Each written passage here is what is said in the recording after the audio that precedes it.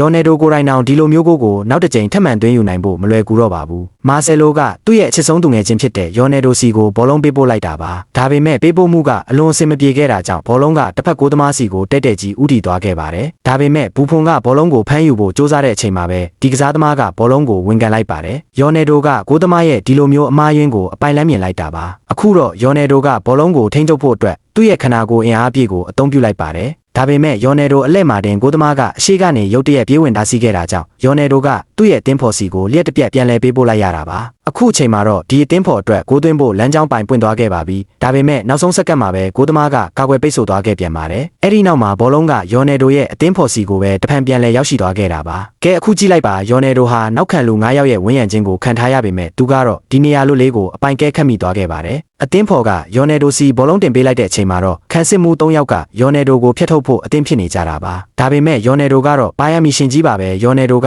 ဒီလွတ်ဖြစ်နေတဲ့နေရာလွတ်ထဲကိုလျှက်တပြက်ပြေးဝင်သွားခဲ့ပါတယ်ဘောလုံးကယော်နယ်ဒိုစီရောက်လာတဲ့အခိုက်အတန့်မှာတော့သူကသူ့ရဲ့ကိုယ်ခန္ဓာတစ်ခုလုံးကိုမြေပြင်ကနေ2မီတာကျော်အထိလေထဲကိုမြောက်တက်လိုက်ပြီးတော့ဘယ်ကစားသမားမှသူတို့ရဲ့ကစားသမားဘဝတက်တန်းတစ်လျှောက်လုံးမှာမသွင်းယူနိုင်မဲ့အမခန်းသမိုင်းဝင်ကိုကြီးကိုသွင်းယူသွားခဲ့ပါတော့တယ်